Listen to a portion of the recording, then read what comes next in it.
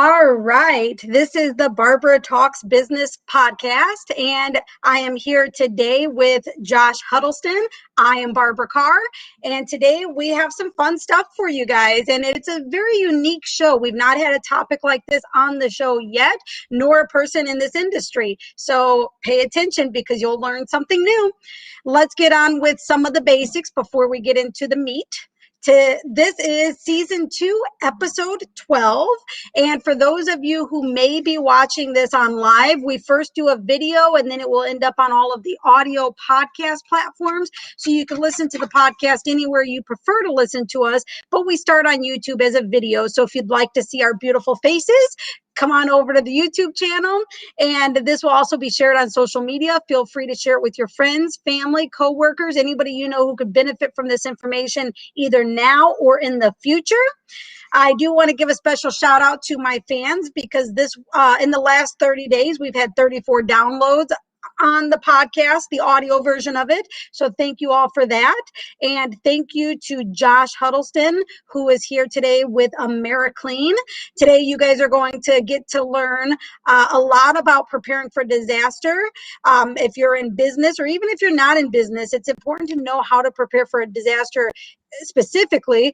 But we're going to really target in on business owners today because that's the majority of who our audience is. So you'll get information, helpful information here, even if you're not a business owner, but especially if you're a business owner.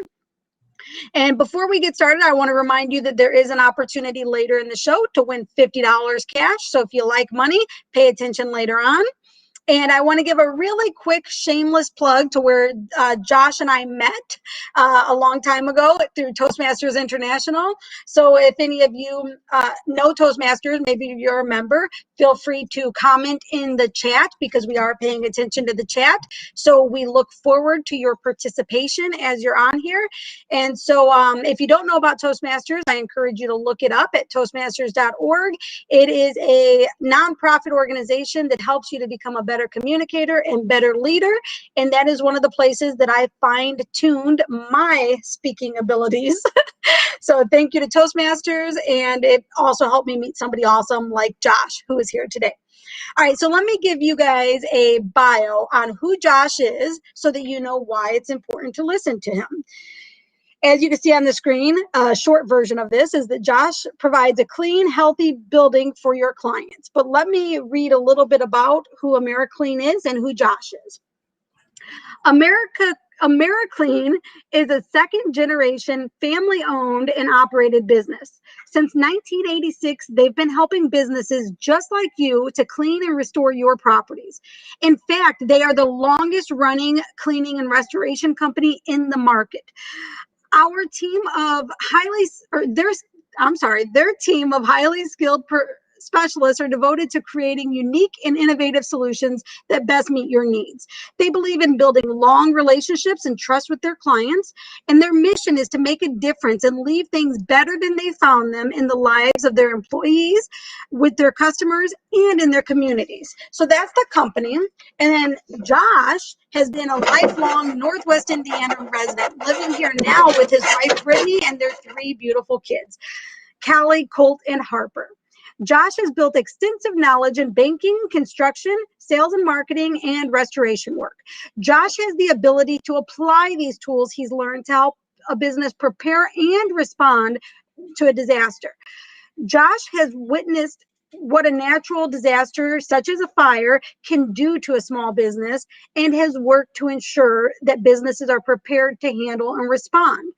Josh also sits on the Hobart City Council and has knowledge of the interworkings of government, which helps businesses navigate through the recovery process quickly. Now, Josh, I have a quote here that you shared sometime recently that I want to touch on because I think it's interesting. So before we even get into how we can do a business, a business plan for disaster, let's talk about this statistic. All right.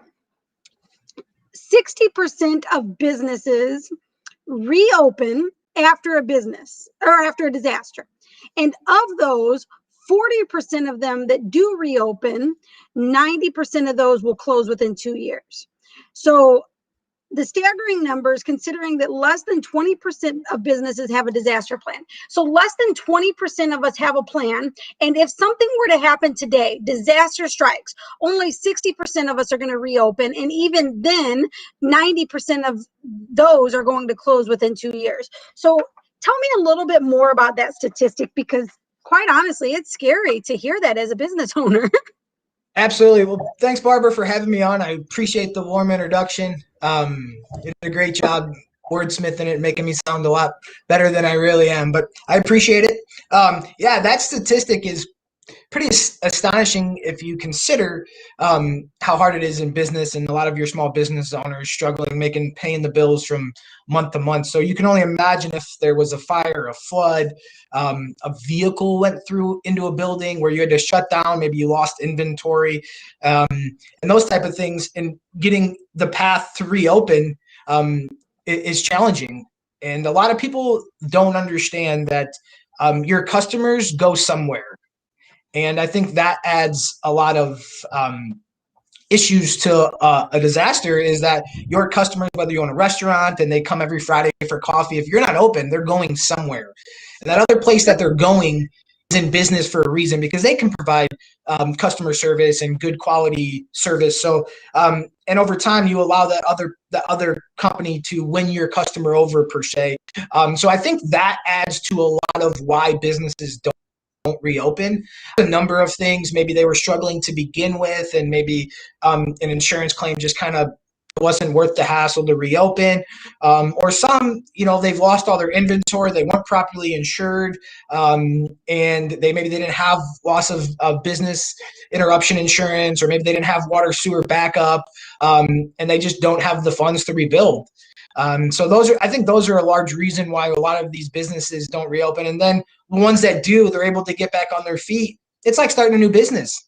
You got to get customers back in the door. You got to make amends with maybe the ones that you weren't able to deliver on there. If you own a cake company and you were making a cake for a wedding and you had a fire or a flood or something like that where it wiped out and you couldn't deliver that cake, I mean, you get some bad publicity.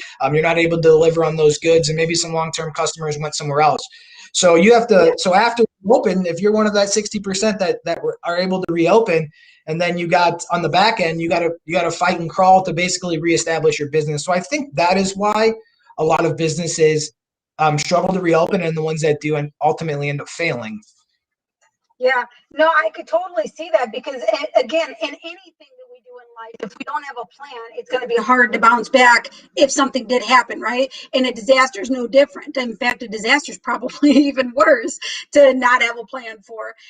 In fact, I had a discussion recently with my husband. We were trying to, I used the term, it's better to prepare for the plan for the, what did I say? Prepare for the worst, but plan for the best, right? Or plan for the worst or hope for the best. I use some kind of terminology like that. And he's like, well, I disagree. And so we're trying to he and I are really good at, just going back and forth and trying to help each other understand where we're coming from, not necessarily arguing. And then I feel like I finally made sense when I said, okay, take this for instance. We all in every one of our bedrooms have one of those ladders that go out the window, right? Because it's a second story house, right? Or our bedrooms are on the second story of the house. So in every bedroom, we have a window that goes, or a ladder that goes out the window for in case there's a fire. And so I explained to him, I said, we have that in case there's a fire. We're not hoping for a fire, but if a fire came, we could safely get out of the house. And he's like, okay, now I could see your argument. Now it makes sense. But before that, he was kind of like, why would you prepare for the worst? That's like setting yourself up for the worst. And I'm like, and I understood where he was coming from too, because, if you're mope around about something and you're like, oh, everything's going to go wrong. Well, it probably will if you're expecting it to. Right? Absolutely. No, I think COVID is a perfect example. A lot of businesses that were prepared were able to pivot. There's a lot of restaurants that didn't have curbside pickup, where, for instance, if you had a vehicle going into your building and we had talked ahead of time and we're like, hey, you need to have a second plan of maybe curbside pickup if you're not able to use your restaurant, your seating area. And so some of those businesses that were prepared were just like, yeah, we know what we're doing. We're going to pivot and start open and offering curbside pickup type deals. So there's a lot of businesses that are prepared. I'll use this as an example. There's some antique store, small business antique owner, and a pipe broke in his building, and he had no idea where the water shutoff was. Oh my! So as water's pouring into his building, he had no idea. So just going through a simple preparation and identifying, hey, this is your water shutoff, this is your electrical box, could have prevented a lot more damage and got him up and running a lot faster. So there's a lot of things. And when you're a little kid, you go through the fire escape route type deal and how to get out of a building type deal. But yeah, I mean, there's a lot of people that don't know where the fire extinguisher is in their office, or know if they have one. Where the water shutoff is, just little things that maybe can help prevent a disaster. Now, you can't eliminate them naturally. I mean, some fires, lightning strikes, vehicle impacts, water pipe breaks. I mean, those are things that happen in life. But being able to prepare for those and understand that, hey, we can respond and we can prevent the damage from getting worse and get you open as quick as possible, minimize that disruption, and get your business open and running again. So it's kind of a 3-step process. So, we work on preventing on the front end, identifying some pain points. And then obviously in the middle, you want to make sure that you're able to respond. Who's responding, right? Like who's in charge? Sometimes you get a lot of chiefs in the room, and no one wants to make a decision, or can't make a decision, or the person that makes the decision isn't available. So there's a lot of things that you need to identify in a disaster plan. That's a good call, and we're going to go through those things during this call. So if any of that intrigued you guys, listen up. I do want to make note that we have got some people in the chat, so I want to give recognition. Steph B says hello to us, and if you are watching, go ahead and put comments in as we go. If you have questions, you can ask them. Josh will answer them live on the call, and your name will pop up just like Steph's is. So feel free to make comments in the chat, and let's go on, Josh. So you just mentioned the 3 different things that we're talking about: preparing for a disaster, navigating through a disaster, and recovering quickly from a disaster. So let's first identify what does a business disaster plan actually mean? Like emergency response plan, disaster readiness program. Is that something that would go in somebody's business plan that they make for like grants and stuff? Where would something like this go, and where do they even start with it? Yeah, so the insurance industry is kind of making a slow progress change towards doing this. Some insurance writers actually require you to have a disaster plan ready to go. So I personally would include this in a business plan. And the reason why is, when you're starting a business, as you guys know, you're working on sales and marketing and processes and all of these things to make sure your business is as successful as it can. But then there's that next step to protect everything that you've just built.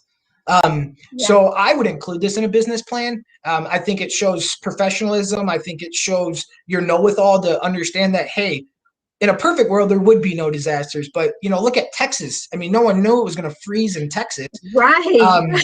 So there's a lot of things that happen in the course of business that just can help you pivot. So understanding those and having that available, I think, proves to a bank maybe perhaps that, hey, like I understand that. And the bank standpoint, hey, I want to protect our money too as well. So, hey, do you have a plan in place if things go bad, if there was a disaster?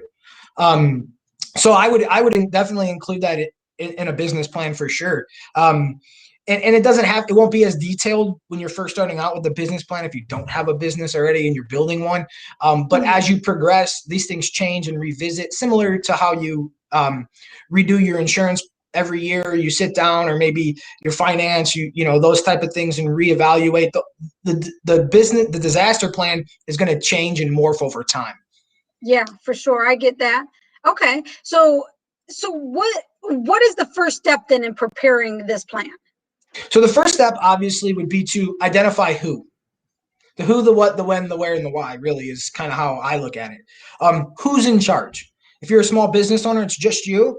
maybe you're the sole person, you're the person making that decision. If you have a larger facility, maybe it is a facilities manager that's going to handle this. So the first step in the plan is identifying who is going to be in charge of the plan. Okay. And then from that point, we start to peel back the layers of the onion to identify, okay, so this is the person, what are the pain points of this business? What are important to protect?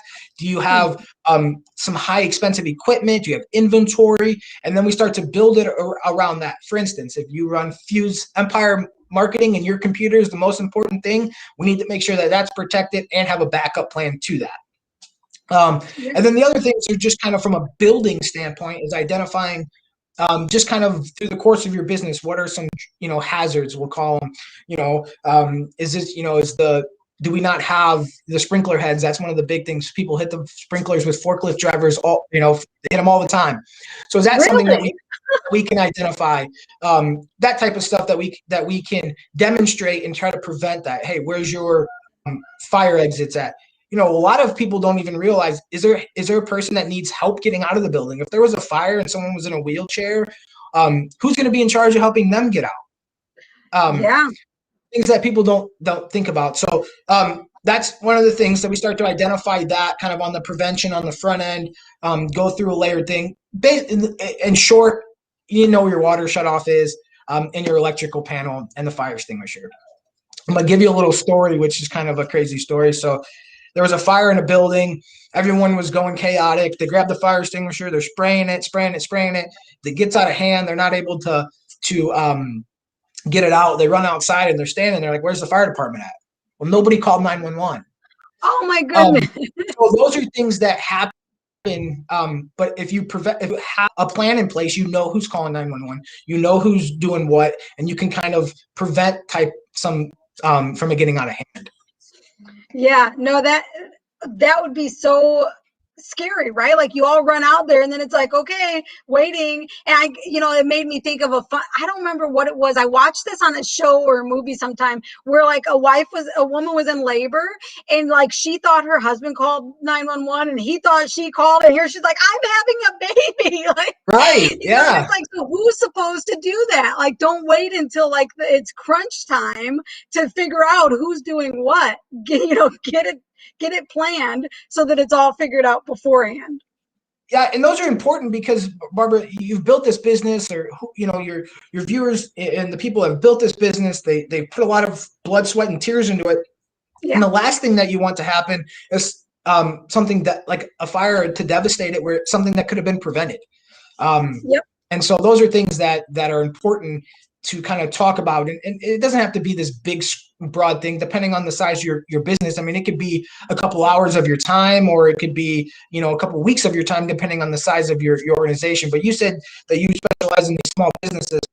So a business plan is something that could be on a really small scale. But one of the things that is important too is some of these small businesses, let's say you're a restaurant, a Jamaican restaurant, like you have a theme, your tables are all the same, the paint colors and all those things are the same. So if you had a loss, if you have all that readily available, you could recover quick, instead of you're trying to find the table, outsource it. Oh, I think I ordered it here. But if you have everything ready to go, then boom, boom, and away it goes.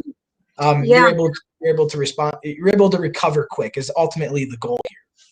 Yeah. And so for a lot of business owners, especially those of us who are service-based or work at home or, don't necessarily have a building, standard operating procedures pretty well. And this is similar. It's a standard operating procedure or a series of procedures for if something happens, right? If this happens in the business, right? If my computer fails, what do I have? Like Josh, you were saying, do I have backups of the stuff I need, the important stuff? Is it online that I can recover it, right? If I leave my computer somewhere by accident while I'm on vacation or whatever, is the stuff that's on it secured, so that people can't do whatever with it. And so just knowing those things, I think, is really important. And Josh, quite honestly, I mean, I do a lot of work in my business to prepare procedures, but I haven't thought through too many of those things. I mean, I do back up my computer,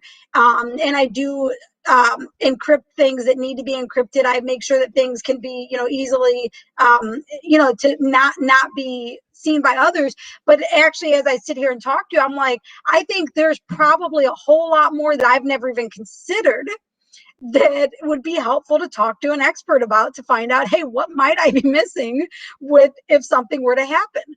Absolutely. I mean, like, you take a look at like an accountant that has like social security numbers and those things. If they had a fire and the building wasn't secure properly, or those type of things, where someone's able to get in and get access to that information. And now we're starting to see a big trend in, as you kind of alluded to about encrypting, is what's going on with the stuff in online stuff. The hackers are taking people's businesses over, and are you insured properly for that? Is that something that is important to you? Do you need all that customer information online? That are you covered? There's this has become a big insurance market now, is the online, the hacker stuff. So that's becoming a more and more prevalent. Are you protected? Is that something you've thought about?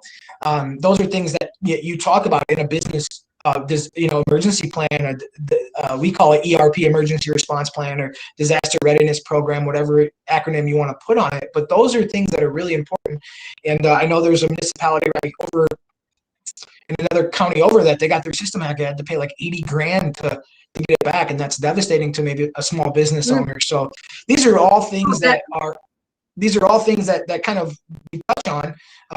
Obviously, we don't do the insurance part of it, but that's something that you can ask. And the other thing is, if you're, let's say you have you're a home-based business, and a water sewer backup, which typically not covered unless you have a rider on your policy. And I'm not an insurance expert, so I want to get that out of the way. But sometimes that might have to be something that you add to your policy, or is your business stuff that's in your house protected?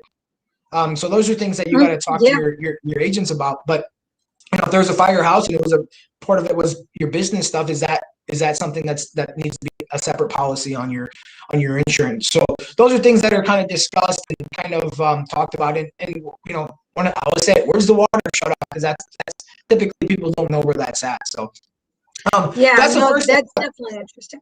So identifying all those things are definitely the beginning. Is solely on Facebook. Like, everything you do is through Facebook. But a disaster for you could be that Facebook decides to close their doors, or somebody bigger and better comes along and shuts them out, like they did to MySpace, right? And if your business is run solely through Facebook, that could be a disastrous for your business. So what is your backup plan? What do you have in place for if something like that happens? You would lose everything, your contacts, your events that you had on there, all your posts, anything that you're putting up on any social media, really, not just Facebook. But you don't technically own that stuff. You do in a sense, but like, they can shut it down at any time and it's gone. So keeping in mind that these some of these programs that we use online could go away at any time, and if you're relying on them so heavily, it could be disastrous for your business. For sure. Yeah. And I don't know the nature of the people that do kind of online businesses and work from their home, but if you have this product that you ship out, or you're kind of a middle person that sells a product, does the person that you're supplier, do they have a disaster plan? Could you ask them, hey, I need to know, like, are you protected as not just me as the business having a disaster plan, with my supplier? What are their plan? That is actually a really good thought, because you don't always think to, if they had a fire at their place, or if something got lost in the shipping process or damaged in the shipping process, right? Whose insurance is that supposed to be on? Right. Knowing absolutely. Things. So it's good that not just, but if you're a home-based business, it wouldn't hurt to say, hey, my biggest supplier is ABC Supplies. I need to know what their plan is if something happens. Yeah. How are they going to customer needs my stuff, because I am on the hook. Yeah, it's important for sure. Once upon a time, a couple of years ago, I had, I do promotional products in one of my companies. So we print like business cards and ink pens and shirts and stuff like that. Well, my main supplier had an ink spill in their facility that shut them down for 3 weeks. But they were very what was the word? I don't know that they necessarily had a plan, but they communicated with us right away. They gave discounts for stuff that was already ordered. They did a really great job of keeping their customers during the disaster. And so I think that's a great way to segment into the next thing is, how do we navigate through a disaster? If one happens, whether we're prepared or not, what is the navigation process? Yeah, absolutely. So I guess we'll start with what a disaster is. Because there's some stuff, fire in your facility, that's a little different than, if you're hacked online type deal. Can you hear me? Yes. Okay, it says, I got a little thing that said that you were, yeah, so it would just depend on the type of disaster, but I always ask the question is, who do you call? What is the next step? Who would you call if you had a pipe break in your I was going to say Ghostbusters. Ghostbusters, yeah, absolutely. So that's always the question that I always ask is who. So it depends. If you're calling the fire department, then we might have a large scale disaster that's going to be a lot more complex than if you had maybe a machine go down or something along those lines. And businesses have small little, I wouldn't call them disasters, but hiccups every day. So where does it get kicked over to the magnitude of hey, I need to implement a disaster plan? But having all these steps in place, Barbara, I feel helps you respond quickly. So if there was a pipe break and you had a company that was ready to go at your ready to help you respond and get you back open. So Nashville's going through some floods, or even Texas. We'll use Texas as an example. Yeah. They have all that going on. If you don't have a disaster plan, or you don't have a pre-agreement with a company that can help you dry your building and extract water out, you're on the bottom of the list. So you're going to be one of the last ones that are serviced. So that's important too. So whatever you guys, your businesses have, it's important to have an established relationship with an HVAC guy, a plumber, an electrician, all of those things, because if disaster strikes and they're swamped, you're at the bottom of the list. But if you have a pre-agreement, then they have to honor it. So a lot of companies, we use the term next truck. But you have that pre in place. That helps you navigate through the disaster. And if you have somebody that's been blocked, a company that you trust, and they're able to help you navigate, it helps you respond quicker. And then I'm going to hit on this.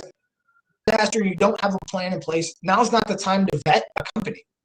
So, if you don't have a trusted HVAC guy, your furnace breaks, you got a guy shows up at your place and he's like, yep, 3 times what I would normally charge someone because I got you. But if you have someone that you have a pre-existing relationship with, and you have that, you've already vetted them, you have that working relationship, it helps the process go smooth. So navigating it becomes a lot easier when you have done step 1, because you've got all these things in place that are really going to exponentially help you recover from, let's say, a fire or a flood.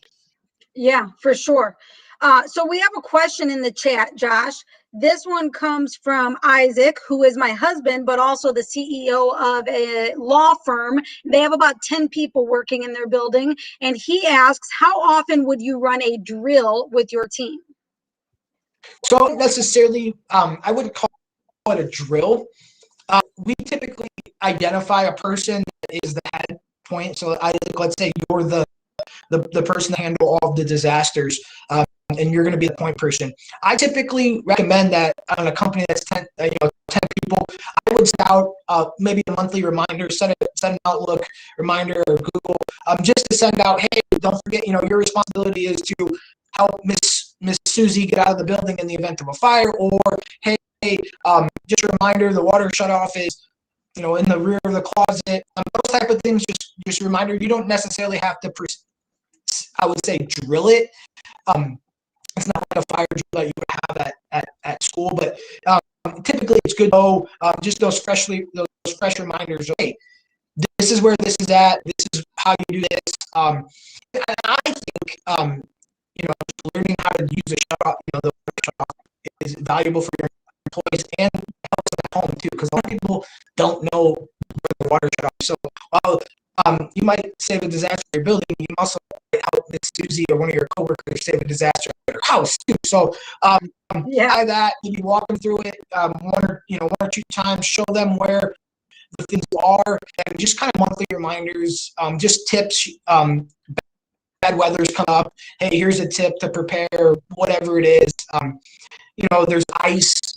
There's a lot of safety tips that you can do that will help your business. But yeah, as I would say about once a month, I send out a reminder email of whose job is to do what. Yeah. And you know what, Josh, I'm glad you mentioned that, because even though, yeah, we've got to get our businesses protected, it was a good point that you just said it could help Susie at home, right? And I could definitely relate to that, because we recently had some pipes fixed at our house. And when the plumber came and he's like, "Where's your water shut off valve?" And I was like, I don't even know what that means. No, you're not alone, Barbara. A lot of people don't. So I had to call Isaac and be like, "Babe, he's asking for, and then Isaac was able to say exactly where it was, guide the guy right there to it. But I had no clue what that guy wanted. Yeah, so let's talk through that. So that's a perfect example. So let's say you're home, a pipe breaks, you're not able to Isaac, and you're like, "Where's the water shut off?" And you're running around, and as that time water is pouring into your building. So identifying where that is, and you go right to it, shut it off, and you're fine. I wouldn't say fine, but you've minimized the damage, which helps the recovery process, which is ultimately the goal here. So yeah, no, absolutely, that's a great point. So if you weren't able to get a hold of Isaac, it would have definitely helped you if you knew where that was. So just identifying those, just kind of refreshers, and yeah, it goes a long way. And maybe have these in written form somewhere where everybody in the family or everybody in the business knows where it is, just in case. Yeah, absolutely. I mean, it's a lot of people. I've been in buildings where the water shut off is in a closet that has a shut door where there's 100 boxes in front of it. So just identifying those and helping people realize that that's important to have. Not only identify, but make sure it's easily accessible too. So yeah, absolutely. Okay, so let's go on to that third part then. How do we recover quickly after we've, had the disaster, we've had all our people come in, and we're ready to reopen and do business again? How do we recover quickly? Yeah, so this is kind of a two-step process. I'm gonna say. So the recovery process is obviously extremely important. But if you've done step one, right, you've got all of your things, all your pain points, everything, you've identified them all. You've got pre-existing relationships with all the different trades. You have certain agreements with companies that are able to stretch water out and dry it, and all those things. You're really ready to go. Two, obviously, is evacuating the building if there is one, getting the ball rolling. Step three is obviously recovery. And if you've done step one and you've done step two solid, then step three should be relatively easy, depending on the nature of the loss. I'm going to touch on something that's important too. Is I always talk about the marketing aspect of it. You hit it. Transparency is key. The company, they're super transparent. They didn't try to hide anything. They didn't try to say, "Oh, hey, it's an additional day, and it's really going to be 3 weeks." So communication. If you're upfront, honest, and communicate with your clients or your customers, whoever it is, that third step is going to help you tremendously. That's all going to lead up to recovering quickly. So if you have all these existing relationships, have a company that you're ready, recovering quickly is going to be relatively easy in terms of if you've done step one and two correctly. Just from like I paint colors, you have a certain look to your building, or you have certain things that is all documented. It makes this recovery process super easy. I say easy in the sense that it would be a lot harder had you not these things in place. So yeah, the recovery process from a standpoint of doing step one and two are critical, and then step three it should be almost on autopilot if you've done one and two correctly. Okay, so it just helps. Everything is going to be much easier if step one is done properly. Correct. And yeah, so but the recovery process, getting the building back together, and those are all on autopilot from step one. That constant communication, and we talked through this, the marketing aspect of it, being clear. I've told, hey, you know what, you have a loyal customer, send them a bouquet of flowers, or send them their favorite Starbucks gift card or whatever it is they like to drink. Just let them know that you appreciate them. Sorry you can't service them, or even, it sounds as crazy as it is, but having a pre-existing relationship with maybe another manufacturer that says, hey, I'm going to run this through me. You're going to produce this product and deliver it, but it's going to come through me. I'm going to help facilitate it. I'm going to be that point person. Although you are my competitor, but I will reciprocate that back to you. And so even that can help, because ultimately a lot of people talk about all the business and the 90% that failed because they have to reestablish that customer base. If you never lose that customer base, then you don't have to reestablish it. So those are things that I think is super important, just being open and honest and transparent, being over the top in what it is that you deliver, and working out. I mean, with one and call competitor, be like, hey, there's a fire in my facility. I'm going to help you, and you help, and we scratch each other's back. Yeah, for sure. So you guys, the most important thing I think here is to make sure that you're prepared. In a moment, I'm going to make sure that Josh gives us his contact information so that you can reach out to him to get prepared, because Josh does offer that, and it's important to do. But before we go into that, let's do a couple of fun things, and then we'll come back to some of the other services that Josh's company offers as well, because it is more than just the disaster planning. But first, let's do our fun segment called Brag Time. This is Barbara's random acknowledgement of greatness. I like to randomly acknowledge somebody for being awesome and great, and I never tell them that I'm going to acknowledge them on here. So I always encourage people, if you know the person who I'm going to acknowledge, feel free to tag them so that they know that they're being acknowledged. But otherwise, I don't let them know. I just tell the whole world that they're great. And today, my brag time is actually for my daughters, Alyssa and Haley. You guys have to see the video I posted on my Facebook right before Barbara Talks Business. I caught them right after I set up. We do Barbara Talks Business at 2 o'clock. So I normally at 1 o'clock get my camera, my studio, everything set up, and make sure everything's prepared. Then I go make my coffee and have a snack and stuff like that. Well, while I was having my snack and stuff, I overheard my cute daughters, 16 and 10, down here at my computer pretending to be me. They were impersonating the Barbara Talks Business podcast. And I thought it was so cute. And so I was able to sneak a recording of them, a little piece of it, before they caught me. But you guys have to check it out on my Facebook profile. I recorded it with Isaac's phone because my phone was down here at the desk that they were playing at. So I grabbed Isaac's, and so it originally came on Isaac's Facebook, but then I shared it on mine. But you guys have to check it out. They are so adorable. Nice. And so observant. How cool is it to notice that they watch me so much that they were able to impersonate me? And I just thought how important that is. We as parents have to keep in mind the things we're doing, whether our kids tell us or not. They are observing and they are watching, and they will copy what we do in some fashion. So I'm so grateful it was something good. Absolutely. No, that's I just my daughter came to work with me. She was on spring break, and she had to come to work with me. It was cool.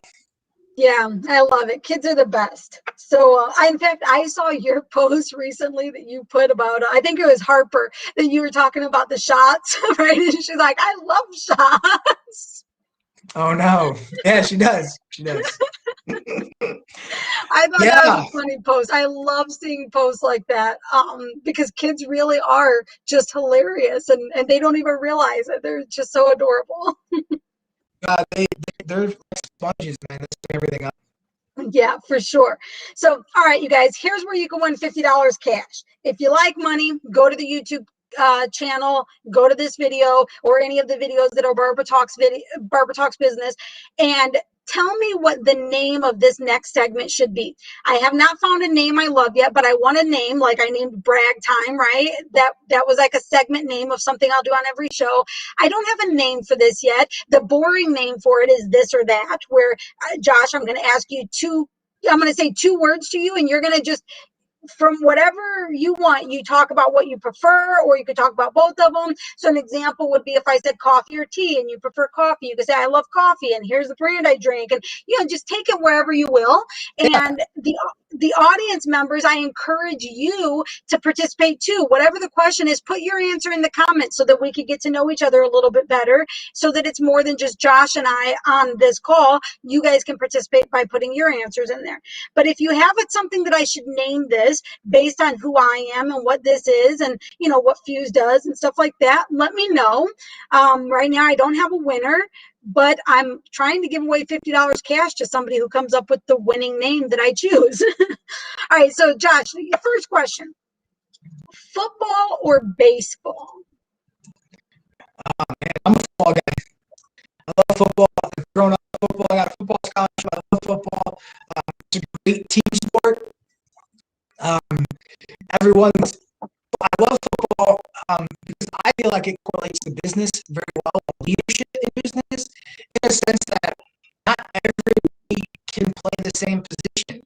You got smaller, faster guys that play where you got bigger linemen guys that block, and you got guys that play offense and defense, and it's really, really unique in a sense that, like, I feel like you could draw a lot of parallels to the business world in a sense that not all your teammates on the team are going to be able to do the same thing. So you have to find that right position for that right person and give them the best chance to succeed. So football is great. Now baseball, I love baseball, but I feel like a good pitcher can a good hitter. So football is really challenging. It's a long game. It's contact. It's playing all kinds of inclement weather. So I feel like it's go time. I love football. Nice. Now, I always try to give my response to these answers too. And I don't really know much about sports, but I know that my son has played football his whole life, and he's a senior this year. And I think I finally started understanding the game finally this year, and now he's done. So I would say football. Now, when I was a kid, I played softball, and I was really, really good at it. But but I don't really understand very much of sports in general. But I would have to say football as well. Awesome. Yeah, he played. Yeah, they went to state this year, and they played at the Indianapolis Colts Stadium, and that was fun. Did you happen to go to that game, Josh? You were there? Yeah, us too. It was exciting. So those of you who didn't figure it out, Josh is from Hobart. And so he was there at the Hobart football game in Indianapolis. We have, let's see what kind of responses we have in the chat. Let's see, Tim with Hometown Happenings also chose football. So Tim is actually our guest next week on the Barbara Talks Business podcast. He'll be talking about some of the events that are coming up in the Crown Point area this spring and summer. So if you live here in the region, but specifically Crown Point, pay attention because there are some great events coming up. All right, let's go to things going on. What's that? Crown Point has a lot of things going on over there. They do.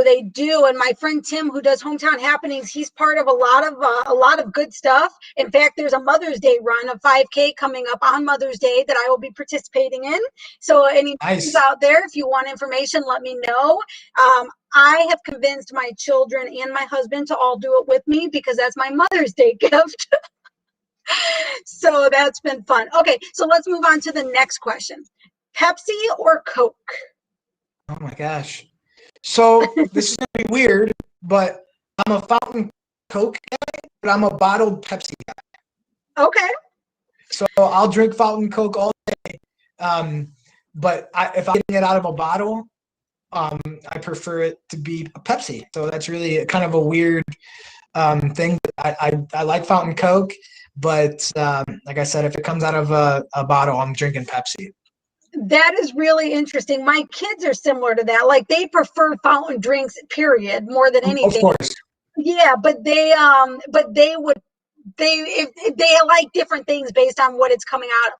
I don't see the difference really, and to be quite honest, I drink coffee and water more than soda. But if I do choose soda, I prefer Pepsi actually. And in fact, if they say like if I say I order a Pepsi and then they say is Coke okay, I'm like no thanks, just water please. Yeah, no, my mom's really weird. Like she drinks Pepsi but Diet Coke. Like so, if they don't have Diet Coke, she'll order a Pepsi, because that's typically. But she won't drink Coke. But I would say I'm a fountain Coke guy and a bottled Pepsi guy.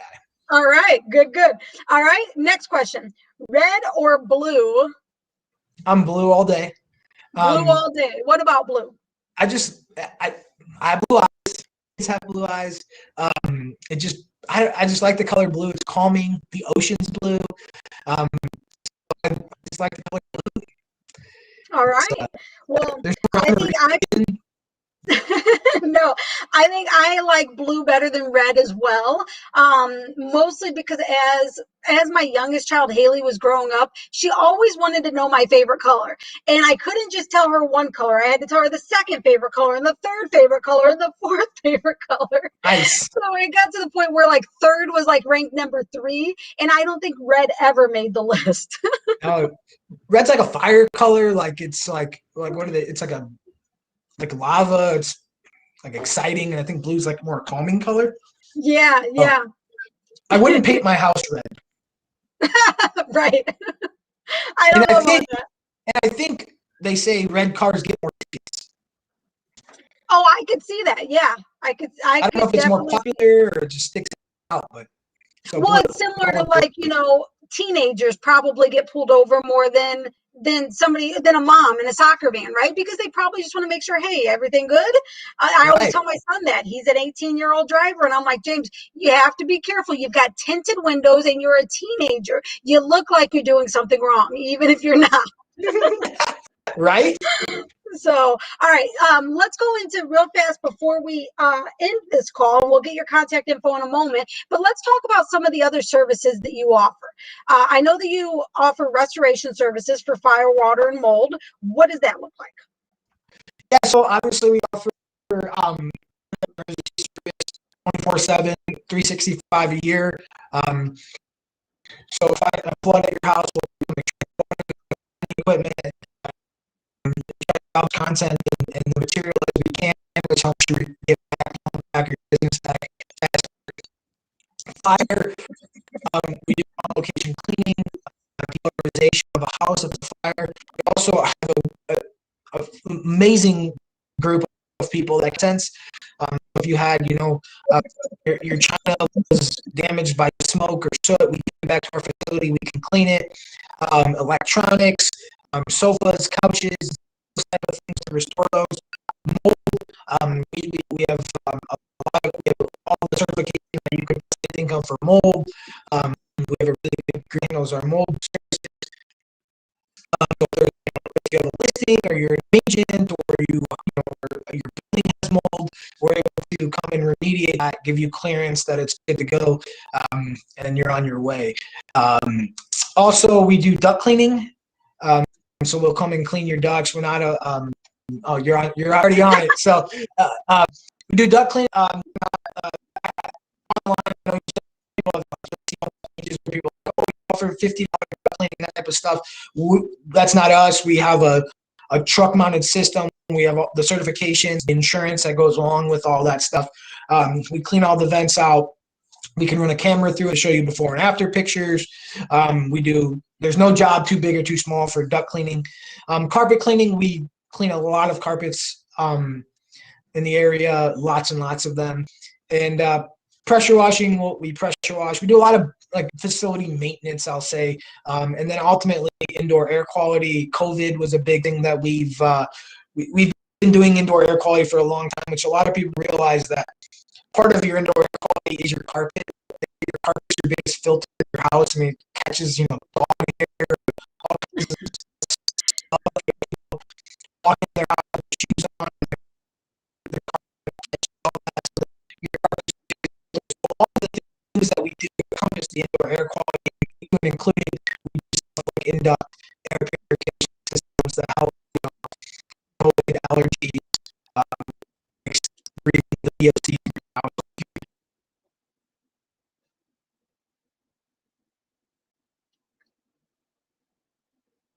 Josh? I think I lost you, Josh. Are you there? Oh, no.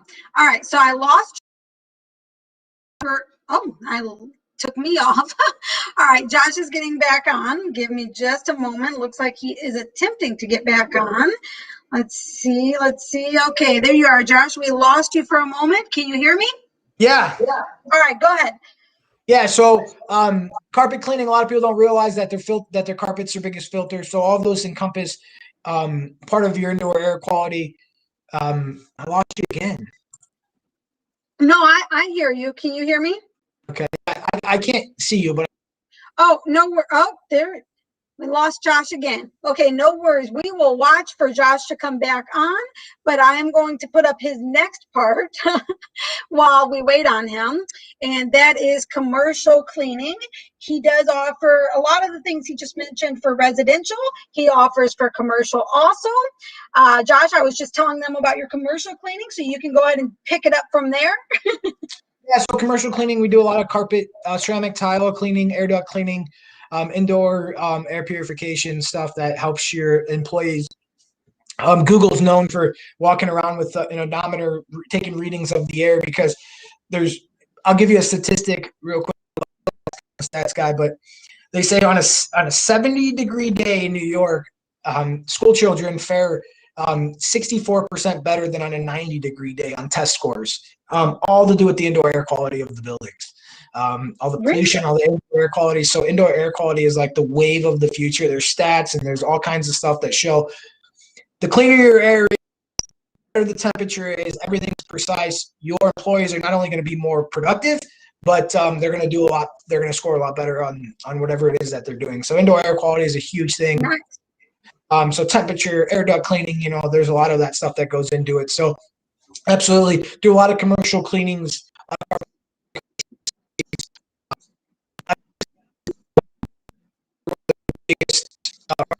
A lot of trucks on the road. Our businesses make it for their workers.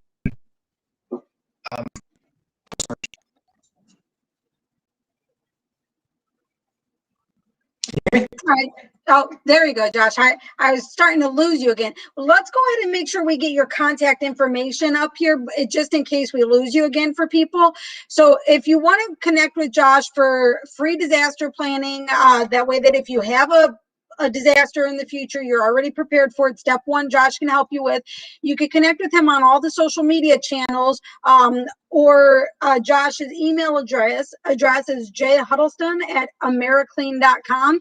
It's Americlean Inc. So americleaninc.com. INC. Okay, thank you for telling me that. Give me 1 second. Americleaninc.com.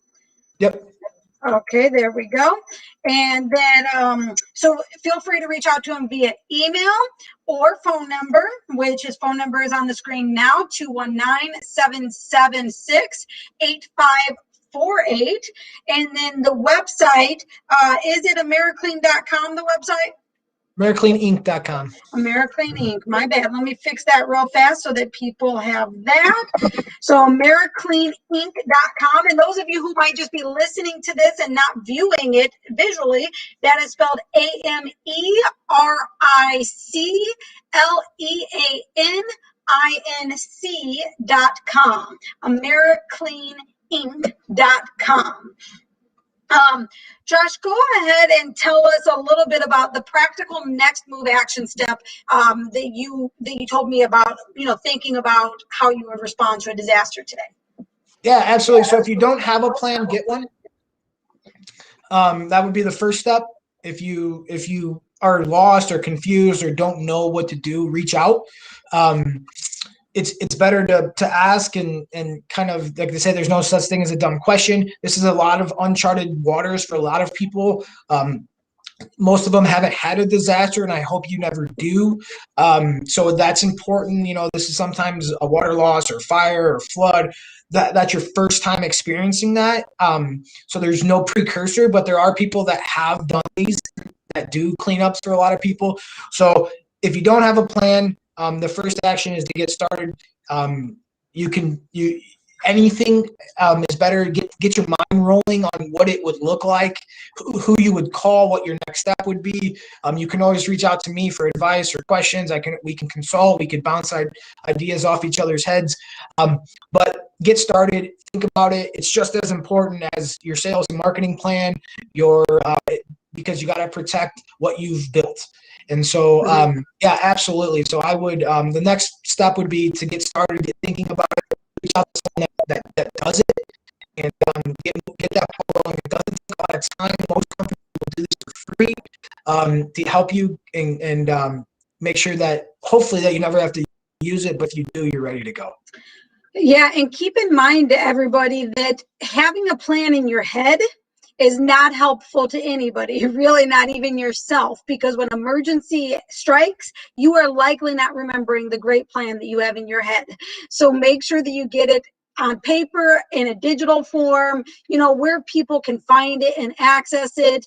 And like Josh shared earlier with one of the questions, make sure you're sending reminders to people who are on your team. If you're a solopreneur, you should look at it every month just to remind yourself. If you have a team, send out reminders or, of some sort, but don't just have it in your head.